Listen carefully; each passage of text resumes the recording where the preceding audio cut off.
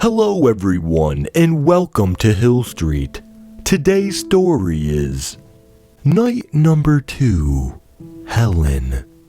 If you end up enjoying this story, please leave a like.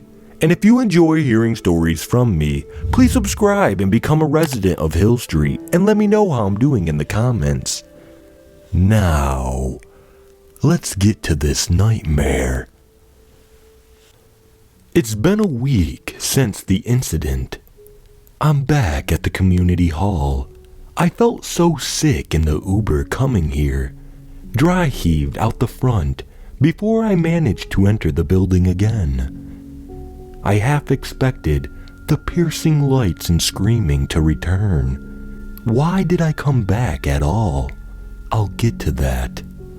Messy girl with the cigarette was the only one there. Was that you chundering out the front? I didn't quite chunder. Almost though. Hungover? Pregnant? She narrowed her eyes at me. No, none of them. My finger's on you, not wanting to be back here. What happened last week? She said. My question exactly. Okay, but what happened to you? Do you remember? You first. So I told her. She listened intently, eyes narrowed the whole time. Each word that fell out of my mouth convinced me a little more that I was absolutely insane in sharing my experience. But she sat and listened, sucking on her cigarette. When I was done, I asked again about her experience. It was still only us in the hall.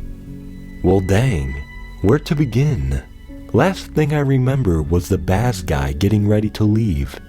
Then I blacked out. I don't know how to explain this better, but a part of me still felt conscious. Like I could feel the blackness around me, and I couldn't do anything about it.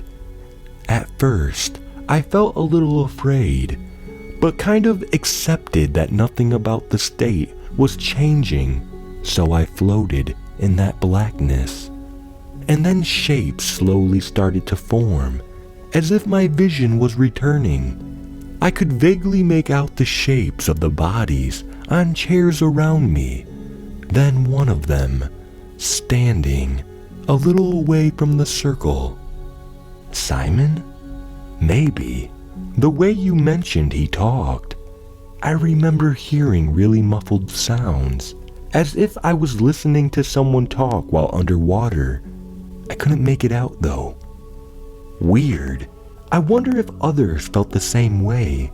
Speaking of, nobody else turned up. We looked around the hall even though we knew nobody else was there. The silence wasn't engulfing me this time.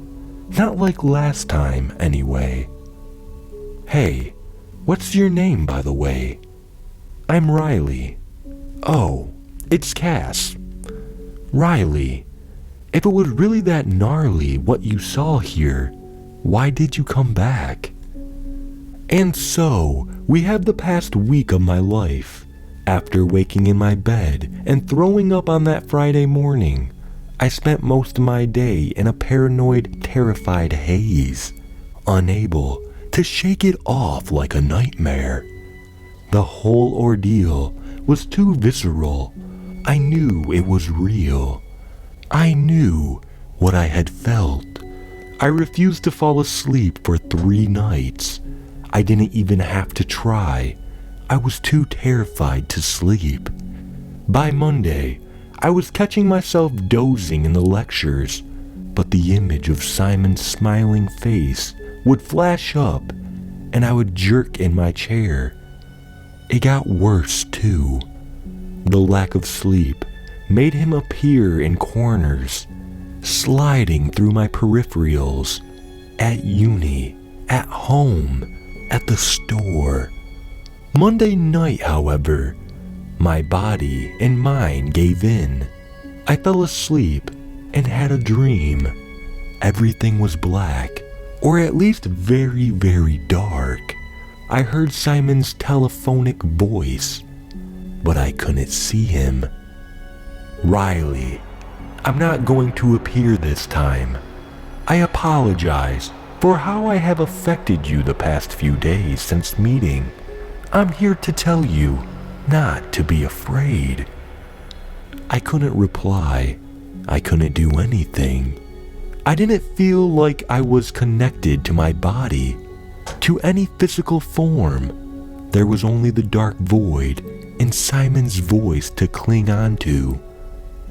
There is a process. It began on Thursday. You are a part of it. You are doing well. We need you, Riley. We need you to follow the process that has been initiated.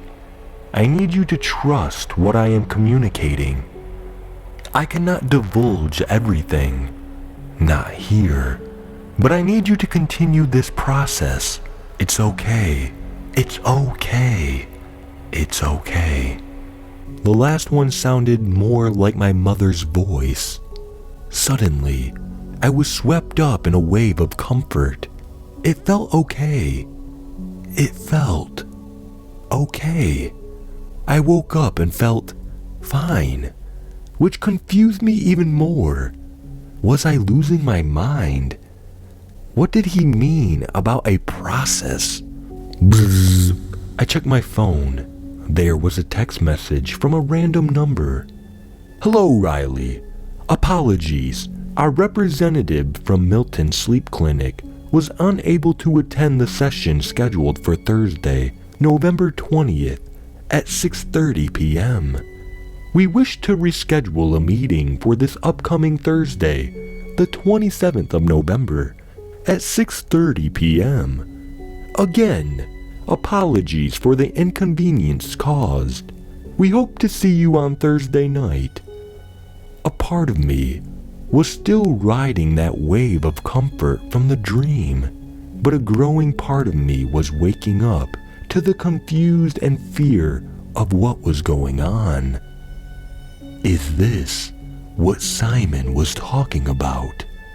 Was I really gonna start believing dream messages now, delivered by unnerving looking people who almost made me crap my pants? I sat in bed for a while, figuring out what to do. I didn't get any details from anyone else in the group that night.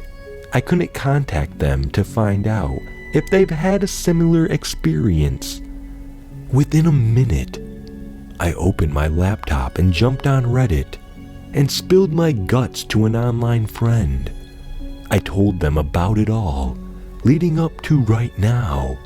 If they judged me or never spoke to me, fair call. But I figured the consequences were less dire than telling a real-life friend. They, being the open-minded sounding board I needed, agreed to call for help if they didn't hear from me after the upcoming Thursday session. They only lived a few hours over, but I was taking a gamble at whether they'd actually follow through. What's a few years of internet friendship really worth, I wonder? So Cass and I sat in the hall. Suddenly, I considered something. Hey Cass, did you get the same text message about the rep from the clinic not making it? Yeah, and they rescheduled to tonight. Right, so who set up the coffee and biscuits in the hall last time? What? Sorry, I don't really notice snack tables. She took a long drag. But look like there's one in the corner actually. I turned around to see the same little setup. Hot water dispenser, sachets, napkins. I walked over to it, noticing that there was only enough for 2 people. I looked back at Cass, who was staring down at her phone with a sense of boredom. Cass, there's only 2 of everything up here. Huh, maybe leftovers then, from last time, and nobody refilled it. In fact, maybe last time the table had been set up for something else. Above her head, A surveillance camera blinked its little red light at me. Don't get paranoid, I told myself. Cass's explanation was highly probable. A community hall needs general surveillance. Bang! A perfectly plain-looking woman in a brown suit entered the hall and walked towards us, smiling tightly. Thank you both for making it. I'm so sorry for the inconvenience we caused last week. We appreciate you returning. Cass spoke coolly. So, who is we exactly? I'm Helen, a representative from the Milton Sleep Clinic. You are here because you saw the commercial in your dreams, and you're back again tonight because you both felt an entity connection that last time you were in this room. Cass laughed. You've gotta be kidding me. But what the heck are you on about, Helen? Helen stared at Cass, stoic but soft. I mean, the experiences you both had, the figure you connected with. Milton Sleep Clinic is attempting to make contact. We are researchers of dreams. We get adequate funding from various private investors, but for the most part, we don't use normal means of reaching people we want to work with because, well, we don't have to. That's what our dream research is trying to push the boundaries of. We've made a lot of headway over the past 10 years, and we're finally able to start a clinical trial. Phase 1 was the commercial. Neither of us moved. She was accepting our silence as permission to continue. I won't go into the science of it just now, but admittedly, the first session was last week. It was a test to see who was clinically fit for the trials. And, well, congratulations, you two passed. You made a contact with an entity, Simon. So, did the others just, not see anything? I asked. The others failed the test. Yes. Helen, what is Simon? Do we have to see him again? I understand contacting entities can be very distressing, especially the first time. I'm afraid it was how the test had to be performed. Now that you've made it this far, we would like to invite you to undertake more testing at our proper facility. You'll be professionally monitored by scientists and paid for your time. Before I could even start thinking of the consequences, Cass piped up. How much? Was she really considering it? Helen was really dodging our questions with vague answers. The first clinical trial will require a one-night stay at our facility. You would be paid $2,000 for participating. There will be more trials with increasing pay after that. I had to ask, how dangerous are these trials? I mean, you are not giving us much of a rundown here. I know, it's all a bit scary, but we are confident in our capacity to safely test our dream theories now. You'll be helping us turn theory into practice in a field that science has been in the dark about for thousands of years. You'll be fully briefed in after you accept, and can opt out at any time if you wish. We can set up a time for you both to come to the clinic and go over the legal documents. There will be more people to answer your questions there.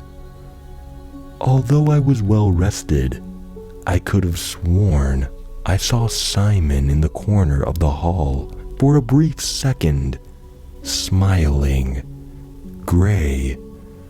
Helen stared at us, waiting. It was Cass that spoke first. I'll do it, at least to come see the documents and talk further. Riley? Cass turned to me expectantly, almost pleading with her eyes. Just to find out more, she turned to Helen. Opt out if we don't want to do it, right? Of course. They both turned to me. The familiar tension swelled up again. I ignored the corner where I thought Simon stood a second ago. I half expected the tinnitus to return. When it didn't, I looked towards Helen. Okay. When do we meet there?